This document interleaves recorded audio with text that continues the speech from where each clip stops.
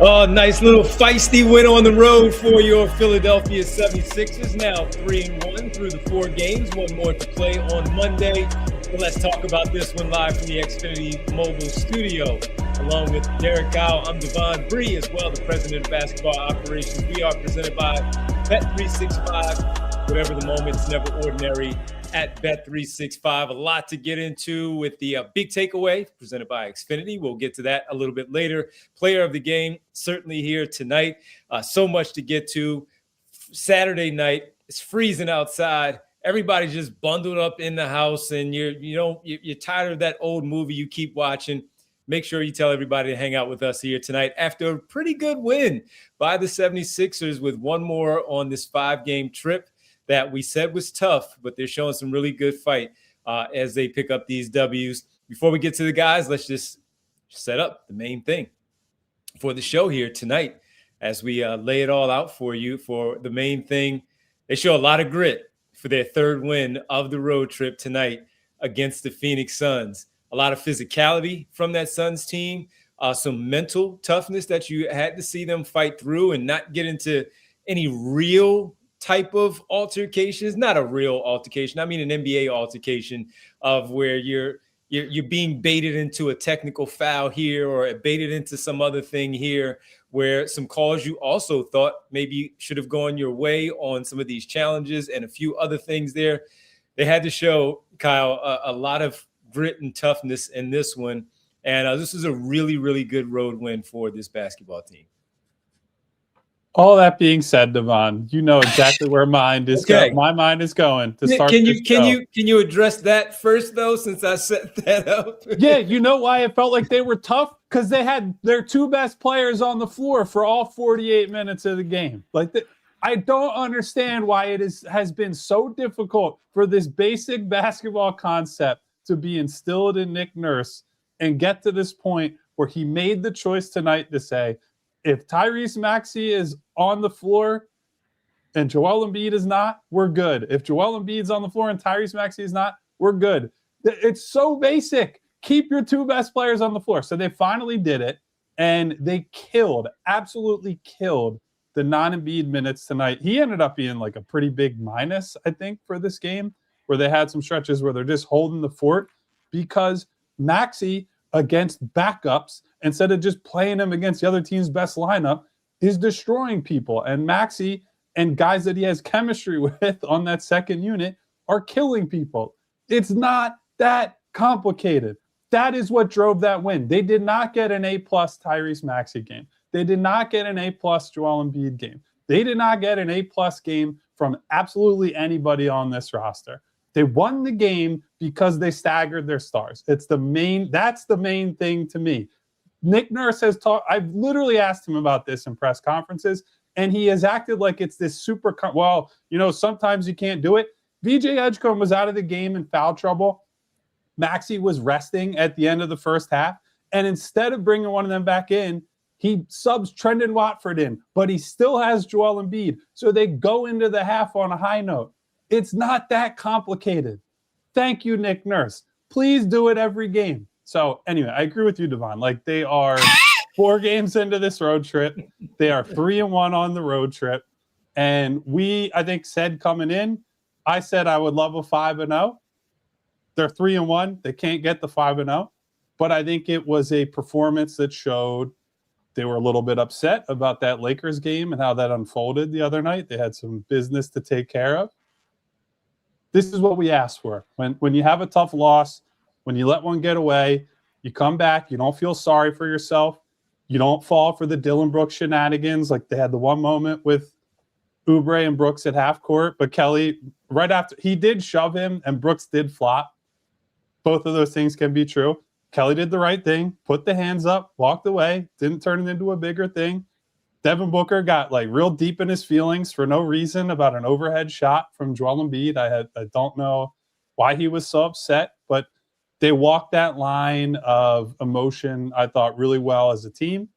And they got contributions from a lot of guys tonight. So very solid win against a very solid and frankly often annoying team. And I mean annoying in a complimentary way. The Suns get into you, they play physical, they're going to talk trash. love their brand of basketball. Very good win for the Sixers tonight. Yeah.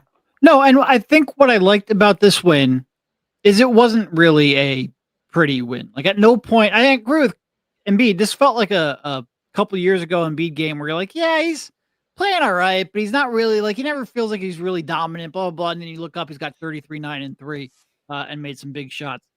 It was one where it never really looked easy per se, but they never really lost control of it either. And there were reasons they could have lost control, whether that was a chippiness from the Suns, whether that was the incompetence from the refs, whether that was managing their own emotions. They could have let the game slip away. And quite frankly, there were times where I thought, oh no, are they actually going to let this game slip away?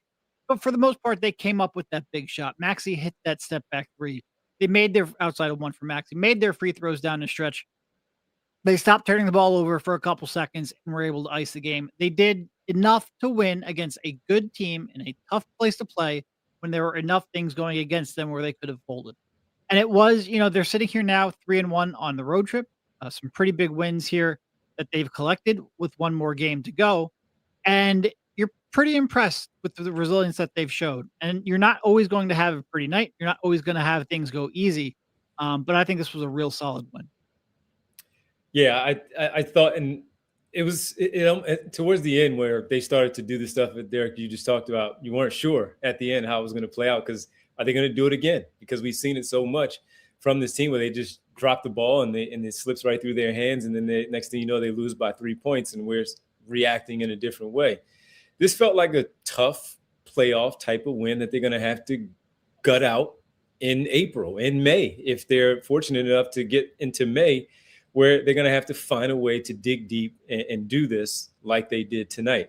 And you had not great shooting nights from your two stars, as you pointed out. You got some good role play from some other guys that they had out there. They turned the ball over, as we talked about, Kyle, in the pregame, more than they usually do with 18 turnovers. A lot of them were just really silly, unforced errors, a couple of over and backs at the midcourt line.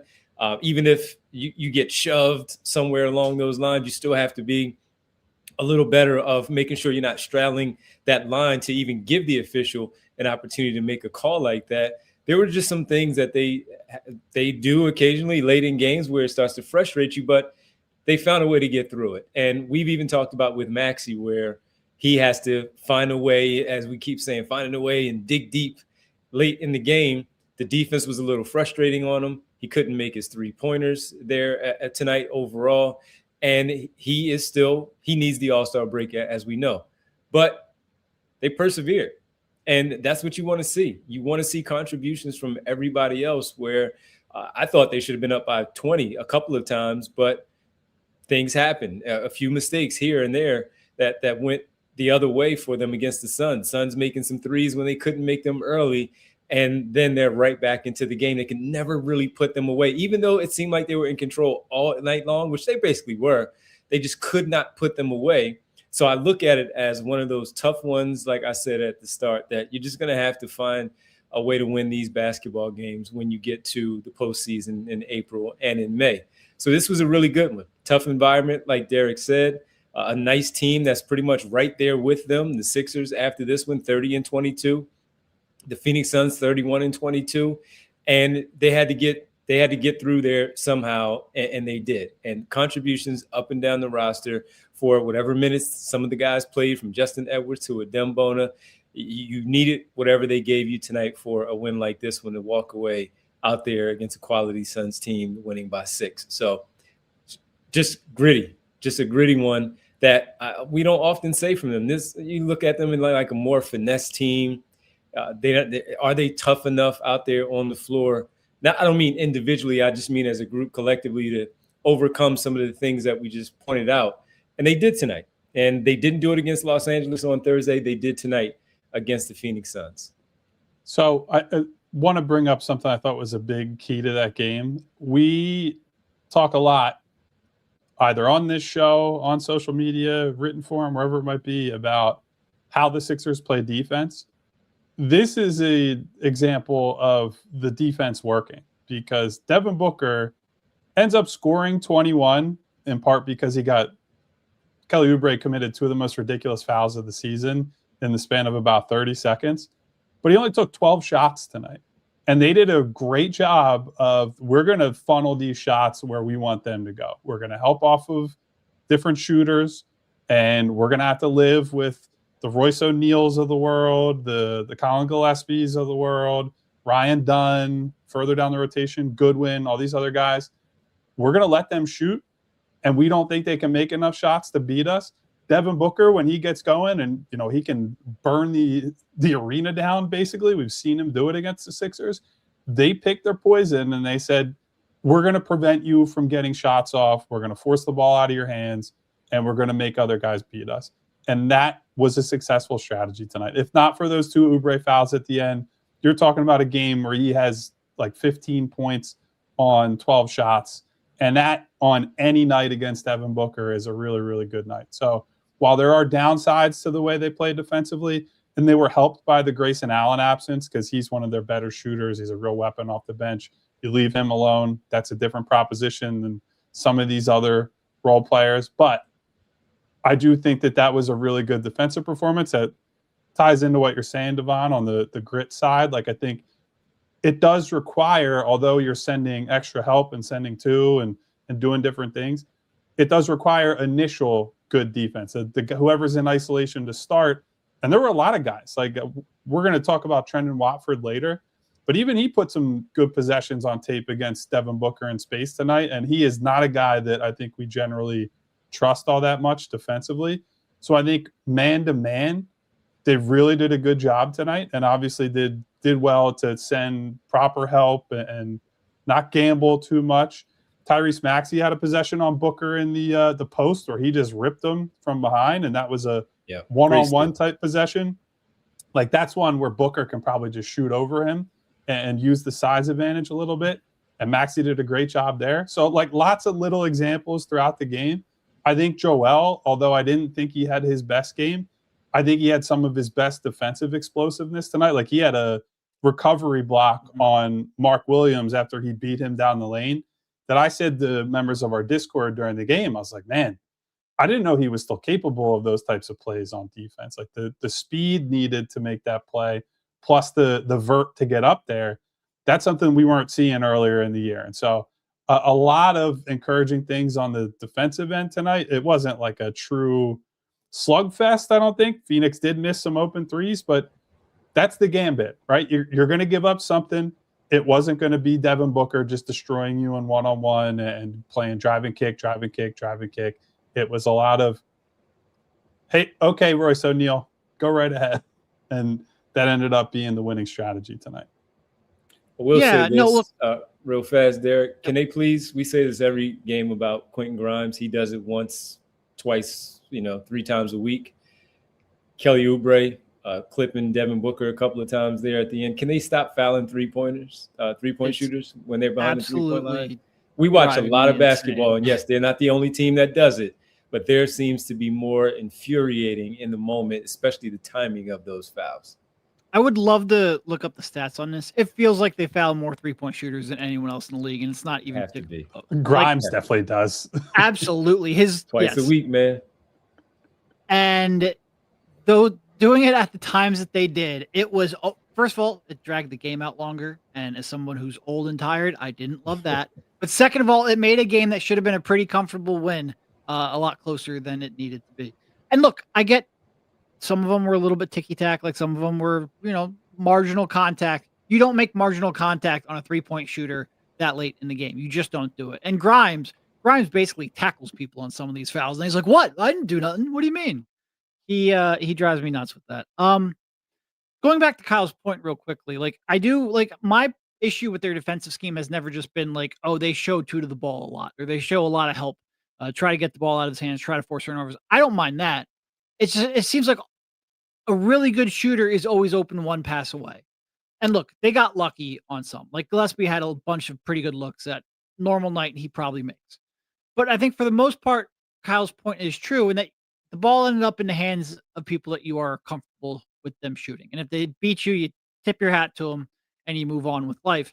And in that first half, Phoenix couldn't shoot for anything. Like, they've started off, I think, 1 for 19 or whatever it was from deep. But it was, Devin Booker was never in the flow of the game offensively, and that was huge. No, it's good. Yeah, just the switching, getting up into the offensive players the way that they did, making things, just not making it easy for Devin Booker to get loose for any of those opportunities. Like Kyle said, he goes off at any given time he can. And look, he just came back. He was out for a while, just came back, and maybe that affected it as well. But for us watching the Sixers, seeing how we just watched Austin Reeves, who also just came back and went off for his 35 the way that he did, and helping the Los Angeles Lakers come back and win. This was good to see how they defended against Phoenix and Devin Booker especially to get the victory here tonight. All right, let's take our first break. When we come back, we all talk about the player of the game, and we'll get into the big takeaway that we have. We have so much to get to here tonight. Sixers get a quality win. A lot to discuss here. Togo Unsung Hero will be first. We'll do that when we get back. Sixers with a very good win now, 3-1 on this road trip, 109-103 over the Suns. One last game Monday night against the Portland Trailblazers. Breaking this one down, though, here on this Saturday night, right here on the PHLY Sixers postgame show. Guys, we work a lot of late nights covering the Sixers. There are very few things that get me out of bed and out of the house in the morning, but the Wawa $5 big breakfast deal is one of them. It's a sizzly, whatever sizzler you want. I'm a bacon, egg, and cheese on a croissant guy myself, but they have all kinds of options. Any size, hot or iced coffee. I need a big coffee in the morning, and a hash brown. That's the whole thing, all for just $5. It's a go-to for me when I need something to fill me up in the morning, get me going. Also, tastes delicious. And if you want to switch it up and make it sweet, you can use their new caramel chocolate craze flavors too. I'm a caramel guy myself. I don't know, maybe Bree, maybe Devon are more on the chocolate kick. There's something there for everybody. And most importantly, it's $5. You're in and out. The deal's only in the mornings, 5 to 11 a.m. It's a nice window. You're up early. You're heading to work. You guys know it. Gotta have a Wawa.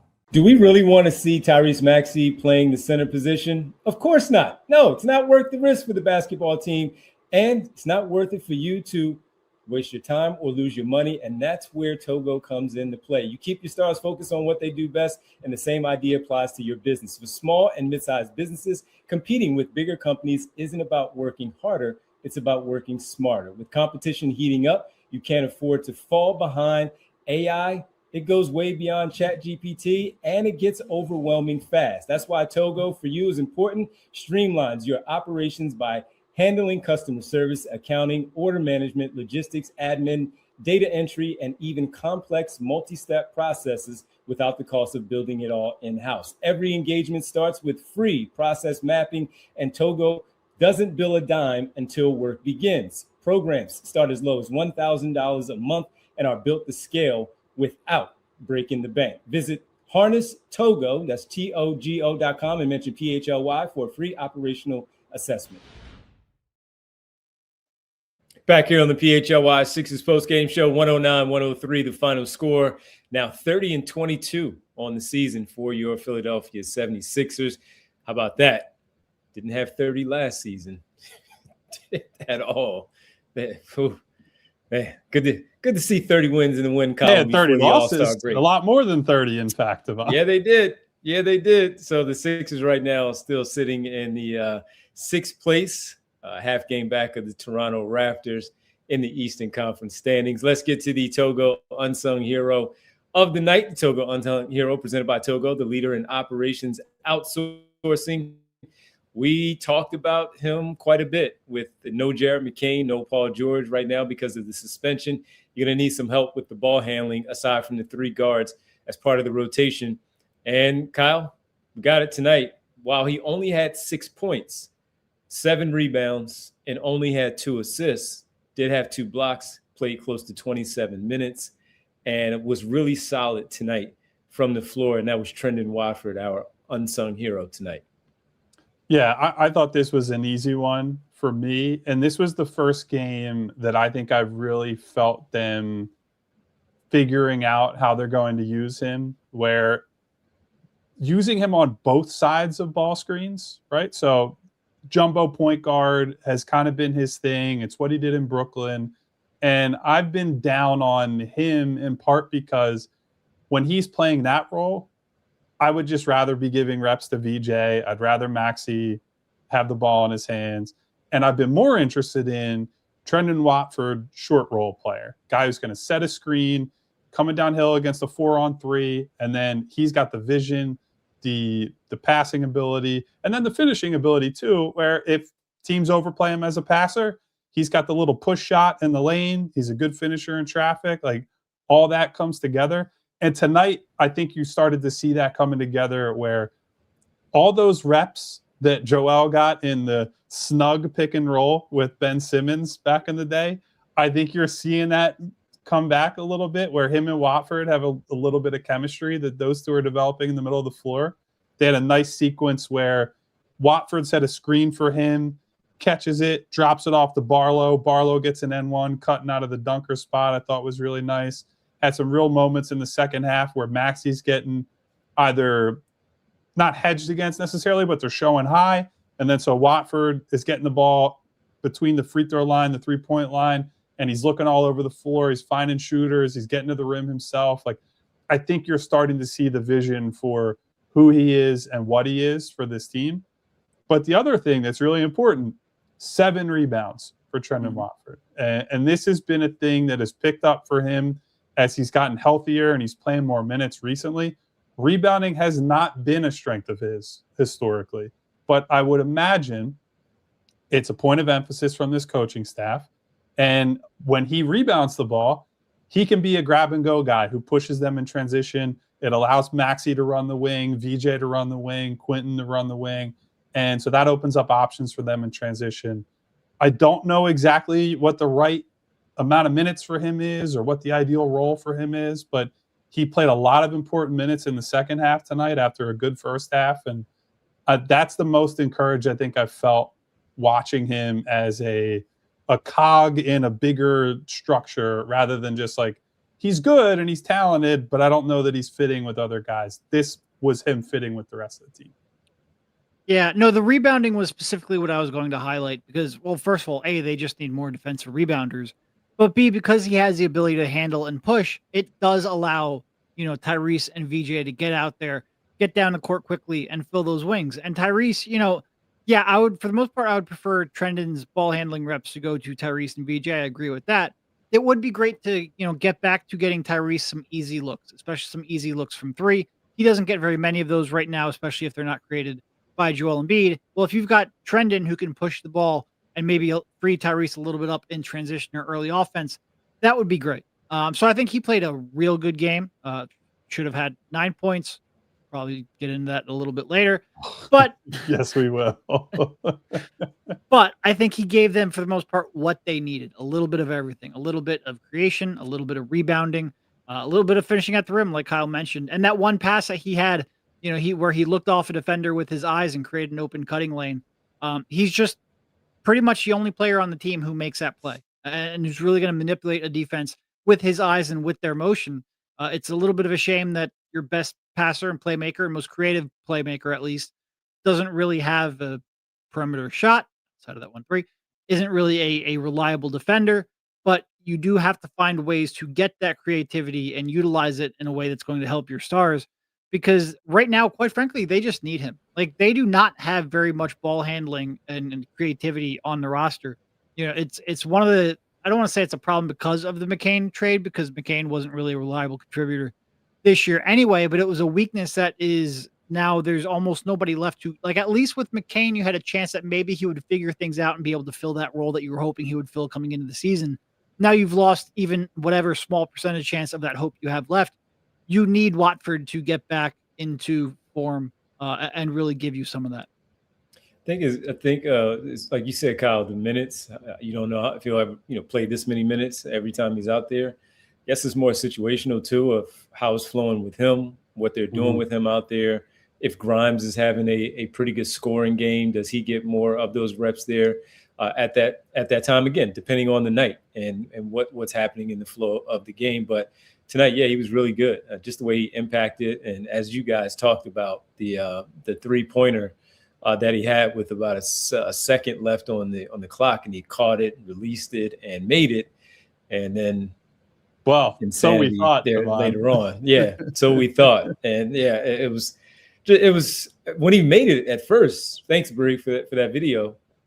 When he first made it, I was like, "There's no way he caught that." Came down with 1 second left for that to go. But it went the way that it did. But that was just the kind of night that he was having, though, overall, because it was the rebounding, it was the passing, it was just creating the scoring opportunities. A couple of hockey assists that he had where it went directly to the guy. Maybe they put the ball on the floor 1 or 2 more times, but I just thought he was good. And then the defense, which he's not known for, gave you some good defensive possessions that they needed, which is why Nick Nurse kept him out there on the floor as long as he did. So it was good to see him play that way because they're going to need that no matter what happens here as they go along in terms of personnel and who they may bring in, who they may miss out on as well. They're going to need that from him. And sometimes he can drive you crazy too, because his confidence, he wants the ball the same way Maxey and Embiid want the ball. He wants the basketball. And there are times when he's dribbling 30 feet, 35 feet away from the basket, and it can get a little tricky there with it because he's over dribbling a little bit too much and the action is happening and he's not doing anything with the basketball. But because of the way that his game is, it can also pull in the defender and drive them nuts because of what is this guy doing with this slow game that he has where I am going to now the try YMCA to do something. game, Devon. You've seen And it many times. It gets the defender in trouble because they're impatient, with something like that. So it was good to see him have a good night like he did. They need that going forward, whether it's 29 minutes, 19 minutes, or 9 minutes. Whatever amount of run he's getting that night, he's going to be important. And he already has that symmetry with Tyrese Maxey, as we know. But as you pointed out, with the short roll with Joel Embiid, Quentin Grimes out there when he's out there with VJ Edgecombe, just giving them that extra release valve that we even said when they signed him in the offseason that this is the type of thing that he can do consistently. It'll be a triple-double night like the Toronto Raptors game, but it'll also be a 2-7-3 night where he still has a big impact on the victory. And that's why I think we all agree collectively that he was the unsung hero for this one. Yeah. And I think mainly I think his value is in those backup groups. It doesn't really matter which star is on the floor because he's got built-in chemistry with Maxey. I know they never played together before this year, but you can just see that, those two guys have a kind of natural synergy and understanding of one another. And then when Maxey's on the bench and it's more of a Joel unit, it takes pressure off of VJ Edgecombe. It takes pressure off of Quentin Grimes in this stretch where they don't have Paul George, to have another guy out there that's like an actual ball handler. Because what he can do, Devon, to your point, is yes, he is a little overzealous with the handle sometimes, but he is a actual ball handler compared to some of these guys who are more, hey, that's a closeout attacker. That's a guy who can put together 2-3 dribbles and then get the ball out of his hands. Like Jabari Walker is a guy who technically he can put the ball on the floor and get to the rim, but you're not asking him to do more than that. Barlow is a little more advanced than that, but is mostly in that same category. Trendon is a genuine option to run a possession, run a few possessions here and there. And so I think when they have the separate star lineups with one guy on the bench, he's a really good connective piece, especially in this stretch without Paul George until late March. Now, Kyle, you mentioned he's a really good piece next to either star, but let me throw something at you. What about running the offense when both stars are on the bench? What do you think about that? I'm about to shut this computer off right now in the middle of the show. How dare you suggest that? But shout out to Trendon. Great game from him tonight. The other thing with him quickly is that the jawing with the opponent, where he's jawing back and forth with Devin Booker, jawing with Dillon Brooks, not backing down. And we talk about toughness.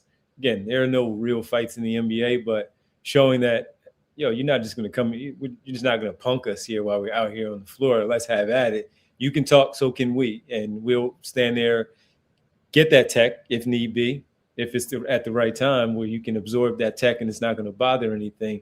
So I did like that from him too, as a talker. Somebody that's confident in his game is going to stand there and go at it with those guys too, because they can be annoying, as you guys said from the top, especially Dillon Brooks, as we know, but good to see him. And that's why Trendon Watford is our Togo unsung hero, presented by Togo, the leader in operations outsourcing.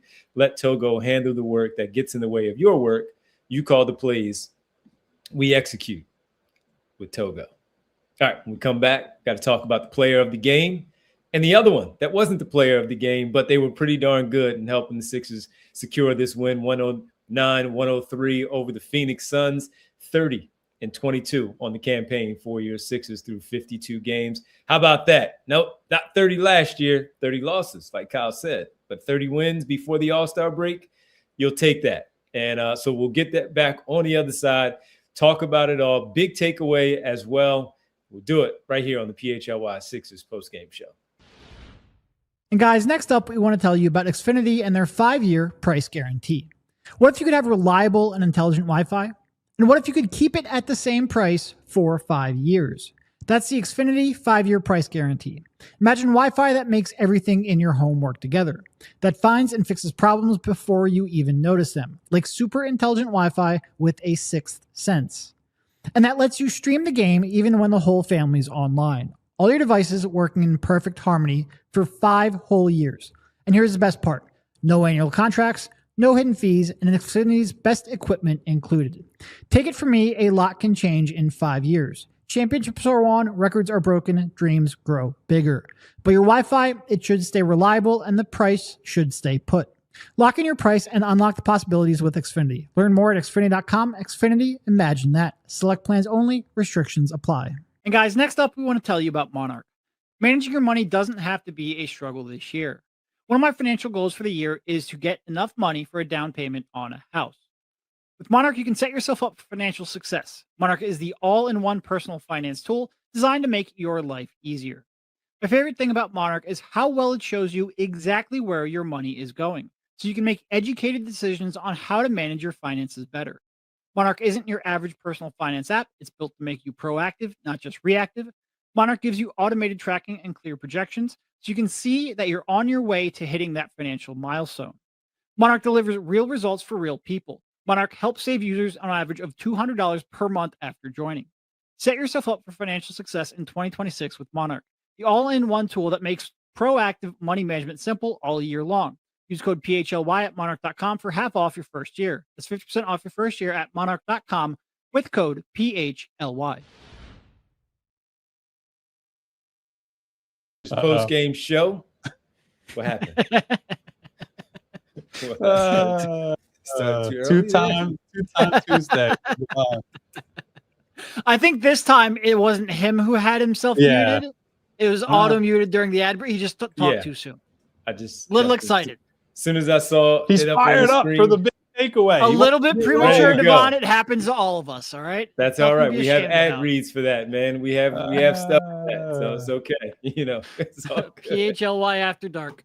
There you go. The big takeaway, Bree. Let's get to it. Presented by Xfinity. Visit Xfinity.com so you can watch us in 4K and your basketball team as they try to gear themselves up for the playoffs. And the big takeaway tonight, let's just talk about both of the guys and how they came through together tonight, both Tyrese Maxey and Joel Embiid. But let's start with Joel, 33 points, 9 boards, 3 assists, 4 for 7 from 3 on the night in 33 minutes, which was also good to see, where he didn't have to really go that much further in terms of his minutes played. So 33 was pretty good for him tonight. Maxey, 39 minutes. We'll talk about him. But Derek, let's start with Joel and his night, what you saw from him. 3 assists, had that 1 block that you guys brought up a little bit earlier. Joel Embiid's night.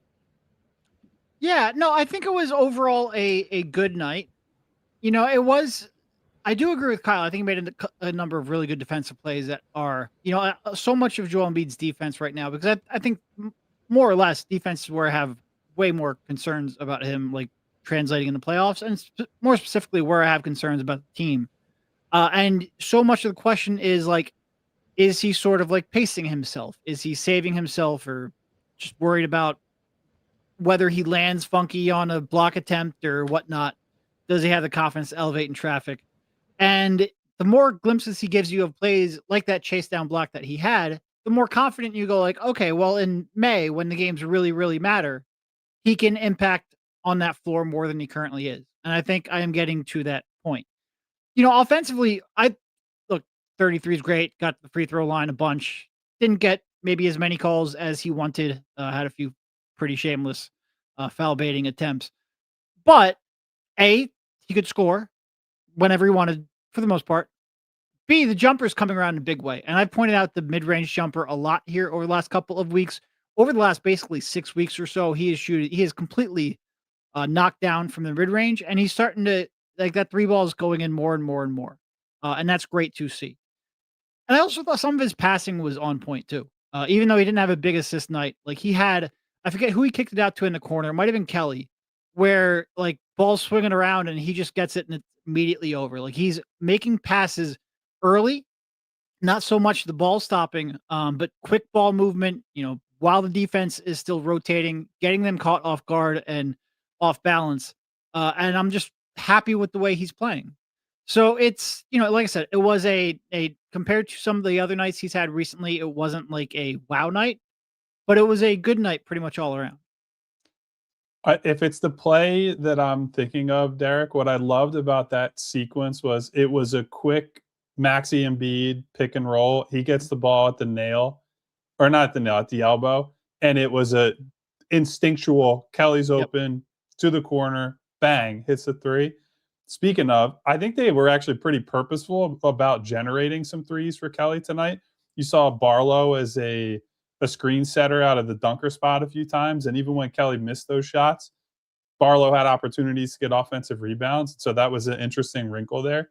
But the mid-range shooting is really important, Derek, because one, he loves taking those shots, but number two, as they've introduced Barlow and they're playing some of these backup fours that are not necessarily spacers, there are teams, the last two teams they played have now both tried using their big on, whether it's Barlow, Watford, whoever it might be, sticking their big on the guy in the dunker spot, and then it's a four or some kind of switchable guy on Embiid around the nail. And so for Joel in those situations, you could say, well, he should just put that guy through the stanchion, but the help can come from basically every angle there if you're trying to do that.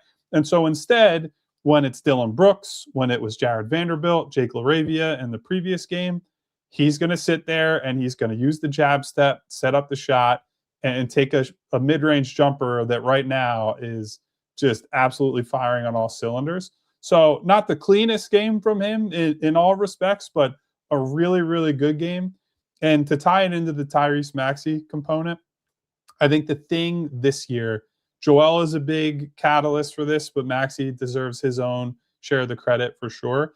It feels less like it's just Maxey Embiid two-man game and everybody else is just out of sight, out of mind, and a little more like organic offense that flows out of their stuff, like the DHOs, the pick and rolls, and that Kelly Oubre three from the corner is an example of that.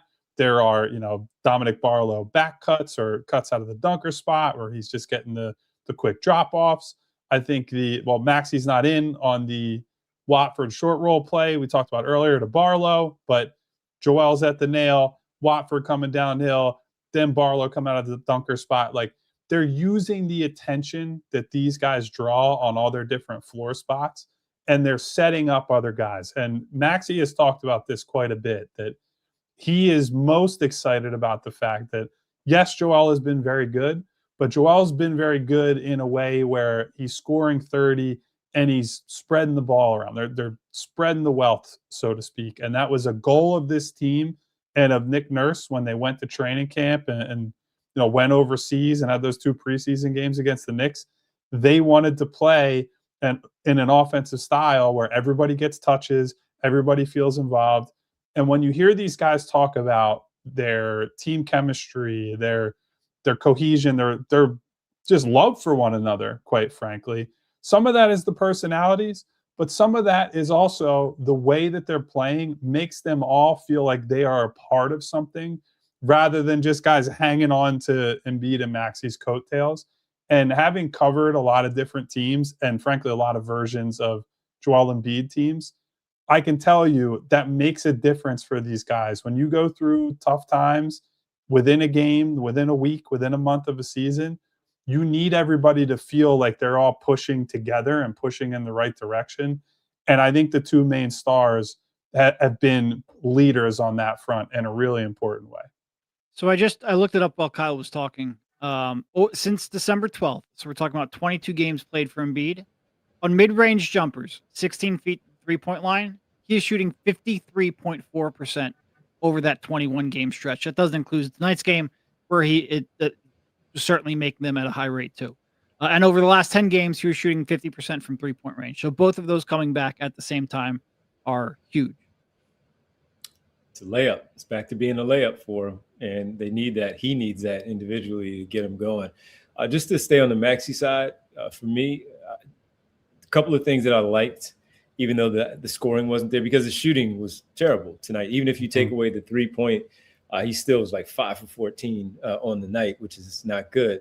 But he got to the free throw line 11 times. Of course, you can discount the late ones, but they mattered because they needed to get to the free throw line. But he got to the free throw line quite a bit. And then the other one for me was when you guys talked about the defense earlier, where the defense was really good. The team needed to be good defensively against the Suns team. Rebounding is part of defense, and he grabbed 9 boards for them. They needed that, where it wasn't a typical rebounding night from Dominic Barlow, who only had 4. But the fact that they won the rebounding battle 50-40, and he was a big part of that with 9 defensive rebounds, none offensive. I thought that was really important for them tonight. So just the fact that he does what he does on the offensive end, almost a near triple-double, 6 assists. Thought he could have had a few more. I thought they took one away from him, actually, too, when I had the box score open. But for him to rebound and help out in that area of the floor for them tonight, I thought that was also pretty big, as he did what he did on the offensive end, let Joel be the real catalyst of it all, but also defensively giving the effort in terms of manning up on the individual player that he had as an assignment, but also rebounding the basketball tonight. I thought was big key for him and helping out for that. And a couple of those rebounds too, he turned and went. And so when you talk about Trendon Watford doing it, Maxey got him, gone. And we know the ultimate speed demon that he is, hard for those guys to keep up and try to stay with Tyrese Maxey in the open floor. Odd man advantage, they have a chance. You want the ball in his hands, and especially if he's grabbing the ball off the rim. So really important there. Those guys in particular, both of them, that's the big takeaway. What they did to drive this one for victory. The big takeaway presented by Xfinity. Visit xfinity.com so you can watch all in 4Q, including 4K, including the big game tomorrow night. You might want to watch that in 4K as well. I was going to say 4Q. Did Xfinity invent like a completely new level of high quality broadcasting? That would have been good stuff. Xfinity, if there is a 4Q, I need you to let me in on that pronto, because that's you just dropped the including twice in a row. It's like you caught yourself, you backed it up, and you did the same damn thing. And Devon, one more thing on Maxey, as you're saying, like I think it's a really good call out on the rebounding, and I think it's an example of, he didn't shoot great tonight, but there are games where he has shot better and had better offensive outings where we sit here and we're like, I don't know, man, that wasn't the greatest Maxey game, or I wish he did this, I wish he did that. And so like that is important to me, that he's finding ways to help them win. I also think this week, we always think of him as the transition, the speed guy as a scorer, but I think he's made some excellent outlet passes this week, like hit aheads. He had the one to Quentin Grimes on the N1 during that run they had in the start of the second quarter minutes tonight. And so you don't always have to just be running 100 miles an hour to be a big-time transition player. Yes, that's the main thing that he's going to do, because he's a huge scorer, can outrun basically anybody in a foot race. But when he lets the ball do the work, he's got the vision, he's got the passing talent to make plays like that. So I think when you cobble all that together, defensive contributions, rebounding, transition impact, and he's like the mid-range, the free throw shooting. We talked before the game how I wanted to see him get downhill, get to the paint, put pressure on Phoenix by any means necessary. A lot of great things that he did tonight. So that's more of the Maxey that I like to see is the guy we saw tonight. No, and I do think his passing over the last couple of weeks has been better, and that includes tonight. Good job right there. 13 Imputed points. it in 4Q. 13 points for Tyrese Maxey in the fourth quarter, 8 of 9 from the free throw line. And you're hanging out with us on this late night. We are at 4Q every damn night, baby. Hang out with us. It's the post-game show, final segment on the other side. Breaking it all down. We got to talk about the 5Q and what he did on the floor tonight. And he's got to talk find about it and get the back criminal into it. conspiracy that was taking place from the Zebras tonight. Is what I want to talk about. That final segment on the other side is the PHLY Sixers podcast, the post-game show following a good victory over the Suns. We are officially into the new year, and it's time to make your homes work smarter, not harder. With a TrueMark Financial Home Equity Line of Credit, you can tap into your home's equity to handle renovations, upgrades, or whatever is next on your list. A TrueMark Financial HELOC Select gives you the flexibility to borrow when you need it on your timeline. You start with a revolving line of credit, use only what you need, and when you are ready, you can lock in all or part of your balance at a fixed rate for predictable payments. You only pay interest on what you use, and as you pay it back, that credit becomes available again, no reapplying, no extra steps. Learn more about TrueMark Financial's home equity line of credit at TrueMark.com or stop by one of their 24 branches located to get started. That's locations, everybody. TrueMark Financial is federally insured by the NCUA and is an equal opportunity lender, NMLS 404938. Guys, everybody comes into the new year with big resolutions, especially with cooking and eating. But if you don't have the time to cook and you want to eat healthy, Factor Meals makes it easy with fully prepped meals designed by dietitians and crafted by chefs. So you can eat well without the shopping, without the cooking. Here's one of the best parts too. The meals are ready in 2 minutes. That's crazy. I know it sounds impossible, but Factor makes it possible. You also get quality functional ingredients, including lean proteins, colorful veggies, whole food ingredients, and healthy fats. No refined sugars, no artificial sweeteners. Also, a lot of variety, 100 rotating weekly meals, high protein, calorie smart, Mediterranean diet, GLP-1 support, and more. No prep, no stress, always fresh, never frozen. That's Factor. Head to factormeals.com/PHLY50 off. Use the code PHLY50 off to get 50% off of your first Factor box plus free breakfast for 1 year. Offer only valid for new Factor customers with code and qualifying auto-renewing subscription purchase. Make healthier eating easy with Factor. Back here on the PHLY Sixers post-game show.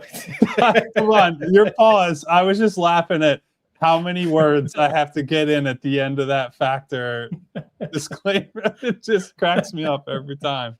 Love Factor, by the way. That food is so good when you have very little time, like we do during the week. Yeah. Delicious too.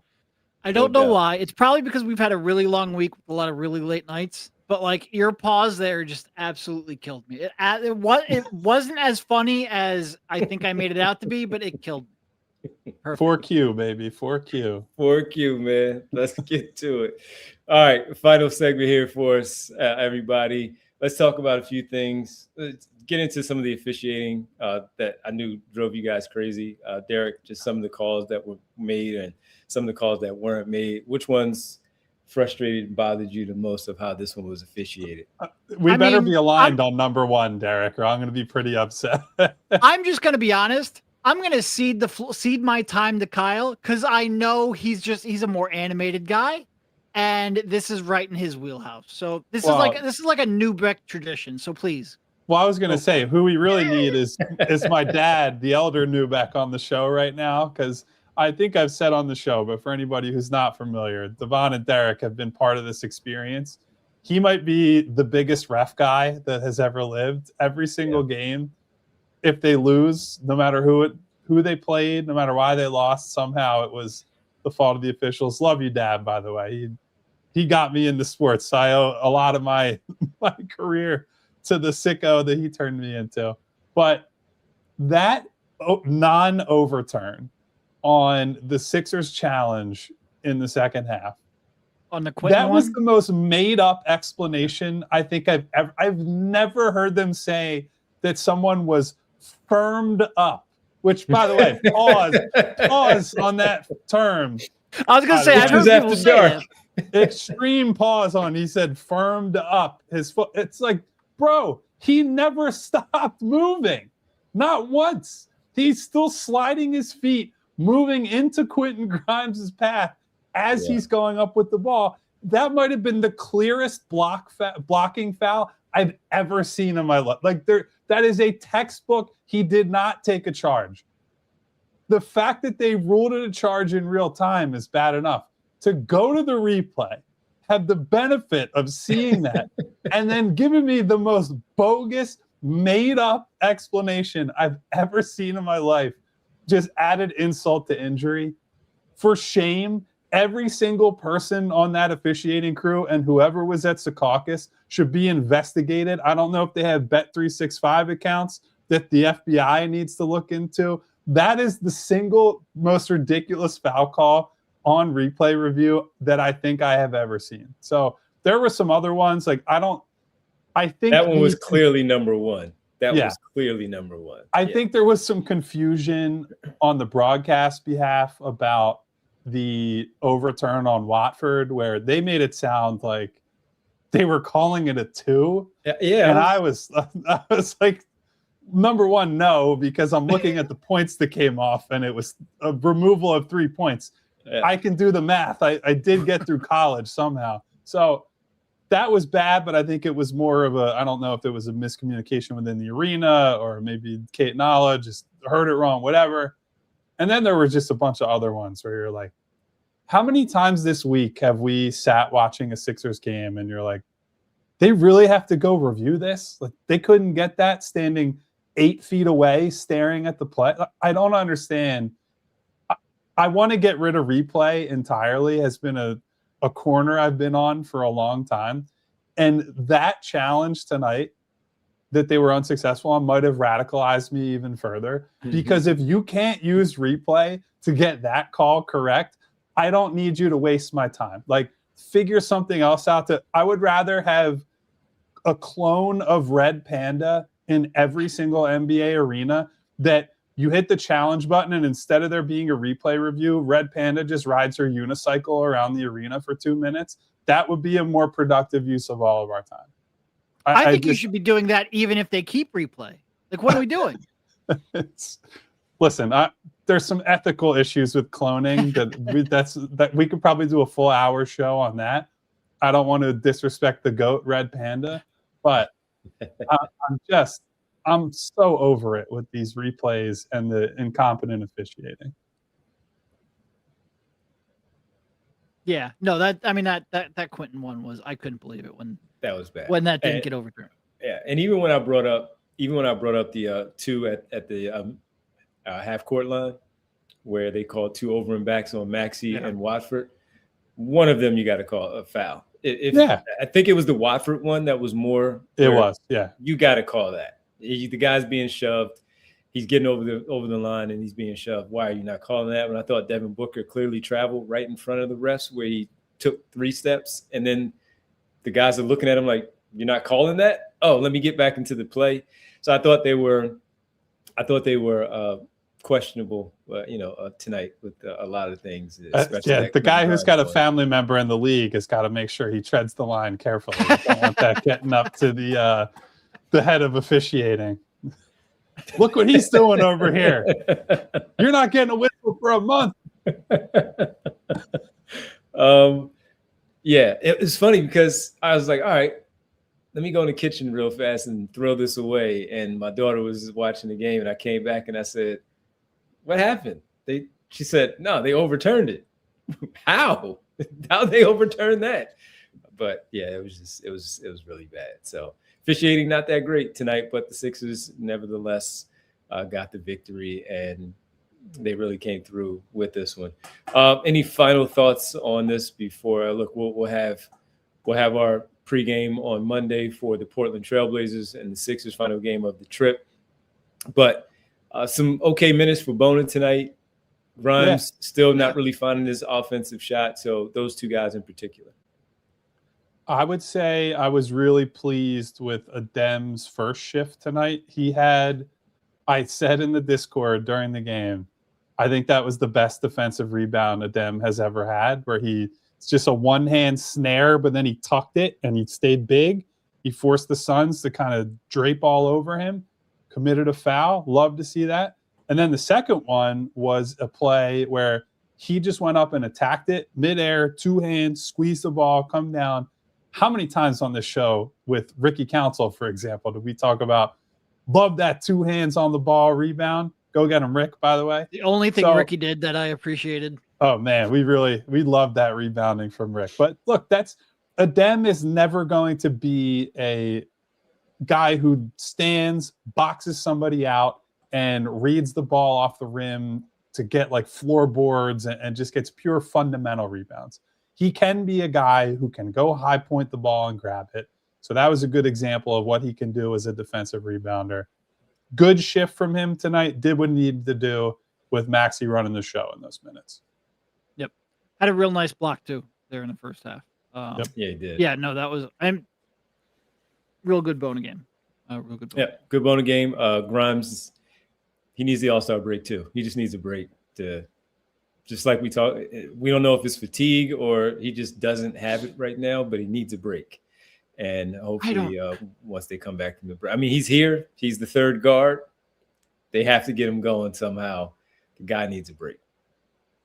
Yeah, my guy, please. This jump shooting BS. I'm 3 minutes away from being able to say the word I want to use. Like, for the love of God, please stop. That's all. That's all I got. Yes. All right.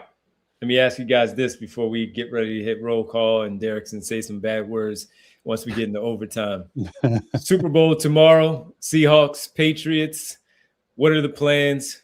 Who you got? Not necessarily who you're rooting for, just more who you think wins the game. Your thoughts. Bree, I want yours also. I'll be honest. This year, after the Eagles won the Super Bowl, I was pretty checked out of the NFL other than the Eagles. And even by the end with the Eagles, it was like, ugh, I'm not having a lot of fun with this. I have been tuned into the playoffs. I feel like I'm kind of expecting just a close game in either direction, just because I think Seattle was the more impressive team a couple weeks ago, but I think people are probably over-indexing on that and over-indexing on the Patriots not looking that great in the AFC Championship game. But I'll be honest, I'm just making it up when it comes to this matchup. I was not tuned into a lot of 425 Seahawks games this year. I respect that they are very good, and I would probably pick Seattle to win, but I don't have a whole lot of astute analysis to offer here. I mean, look, even though I have a ton of respect for May, you will be digging me up from the ground before I pick the freaking Patriots to win. So go Seahawks. For me, well, first of all, Bree did say Seahawks in the chat. Bree said she's going go Hawks on this one. I saw a lot of Seahawks in there. Some saying, yeah, I'm not even watching, don't care. But we're in overtime quickly here. So we want to say thank you on the television side. We'll be back on Monday at 9:30 for a 10 o'clock tip-off for the final game of this 5-game trip. Drew Holiday, the Portland Trailblazers, hosting the Philadelphia 76ers. Head on over to allphly.com for the remainder of the show. Going Hawks, going with the Seahawks. I did watch them a lot this season, and I like the way they play. Great story from Darnold, the way he has bounced back to get into this spot. Boy, does Minnesota look terrible with how they went with J.J. McCarthy and let Darnold walk, and he just ends up in the Super Bowl, and Jackson Smith and Jigba all of a sudden becomes the best wide receiver in the NFL when Justin Jefferson is openly saying on Radio Row, yeah, I think we missed Sam Darnold this season. Really good story. Tough, man. That's tough. And their defense is nasty. So I can't wait to see the whole battle of how that one goes on with what Vrabel and McDaniels do with McDaniel on the other side and how they all go about their business tomorrow. So I'm going with the Seahawks in this one tomorrow. Seahawks, by the way, everybody, Bet365. They are a -4.5 favorite over the Patriots, everybody. So make sure you had the Bet365. A lot of really good options there. The big game, you got the 50% super profit boost for the game. You have the comeback tomorrow at 4 o'clock before the game. They're going to offer another super boost at Bet365. So make sure you stay tuned to Bet365 tomorrow for all your prop bets and all of these super boosts that they have available for you tomorrow at Bet365. I think it will be close, though, Kyle, like you pointed out, somewhere like a 27-24, 27-23 win for Seattle over the Patriots. So it should be a good game.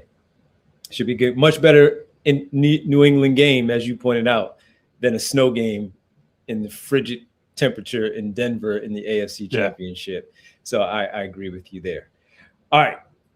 That'll do it for us here on the postgame show. Your Sixers are 30-22 through 4 games on the trip. They're 3-1, one final one against the Blazers on Monday night. 9:30 pregame for us. All 4 of us will be back for that one. And then one final home game before the All-Star break against the New York Knicks on Wednesday night at 7:30. So let's get to the world famous. It's time for the After Dark roll call. And let's start the roll call tonight with Filthy McNasty, who has a comment right at the end here. It says, JSN is ridiculous. And I agree. And this is my one piece of football analysis from the weekend. It's not even football. I thought Drewski at the NFL Awards deliberately mispronouncing his name was super corny. And I hope that he reflects on, like, very funny guy, but a guy who's winning a like huge prestigious honor like that and worked really hard to get there, and botching his name deliberately like that really sat with me the wrong way. So shout out to JSN and shout out to Filthy McNasty. Agree with you. Thank 100%. you. Thank you to all of you for being here. Thank you to Terrence Knights, Bernard McCoy, Rodham, Jerry Sinclair, Habib 215, Mom's grandchildren hanging out with us late on a Saturday night. What's up to Mom? What's up to NJK, Solomon Leach, Marcus Blackstock, Brian What up, Knight, Mark? Our guy Al, the 2-minute warning. What up, Al? Hello to the Flying Zebra, WH Cornish, SB Flying Cole. Zebra have some fun with the 4Q. Like the 4Q. So I knew I wasn't hearing things. What up, Flying Zebra? Thank you to Jazz Graham, to Vince Pellegrini, to AA Ron. Thank you to Rennis Dodman. That's a good one. I appreciate that one. That's a funny name. Thank you to James Lacey, who said, I know Kyle's going to be watching Liverpool, Man City tomorrow. You're goddamn right, as Walter White once said. Thank you to Phi Chi, Phil W., Schoolboy Beats, Walter Phillips. What up, Phil? Beck Inc., Lost Sleep TV, Vino Wines, Theo, X-Man, Nick Obbs, Sir Schmooey, Black Moses, Philly Star, AC Philla, Michael Bird, Price Adams, Igavini, Eugene Ross, Jay the Jungle, Headfoot, Jess, Nona, Val. Hey, hello. Ladies. My girl Nona, obviously, of course. Hello to Coleman. Hello to Perry Ellis. And hello to each and every one of you who was here tonight. Perry Ellis. Hanging out with us on a Saturday night. We're all freezing cold here in Philadelphia. Oh, and shout out to our guy, Arizona Ron, who said, I think he said tonight might have been his first Sixers game that he was able to attend in person. Got a W. Big W for Arizona Ron, who also joined the Discord today. Obviously, you guys, if you haven't, you're more than welcome to join the Die Hard program, join our Discord, chat with us during the games, read all the articles, et cetera, et cetera. But the easiest thing you can do to support us right now, hit that thumbs up button on the way out of this video. Tell us you had a good time. Tell super producer Bree she did a great job. Was as big a part of the show as any of us here. She gives you the love. Give it right back. Hit the thumbs up button. Hit the subscribe button and the bell icon so you get notifications each and every time we go live. I also got to hit a John what up, Tommy? Peace. Tommy John Jackson. Peace is here. John Tom Peace. Jackson is here. And you see Tom, W.R. Ferguson, ASU, saying hello from Arizona. What up? Is that a Sixers fan or a Suns fan? It's unclear. Don't know. I don't know. But they're here. But like we up? said, the best thing we could say about the Suns, if you are a Suns fan, they are annoying in a complimentary way. They get into you. I appreciate that. Thank you, Sixers everybody. fan they are. All right. You're on And the a right Chelsea side fan. of things around And a here. Chelsea fan, yeah. Thumbs down on that one, but we won't begrudge you for that. Thank you to Densley as well. Thank you to everybody who was here tonight. We'll be back, as Devon said, 9:30 pregame, Sixers Blazers Monday night. Until then, enjoy the Super Bowl. Stay safe out there tomorrow. Take care of one another. Goodbye, everybody. See ya. We all silly like the mayor.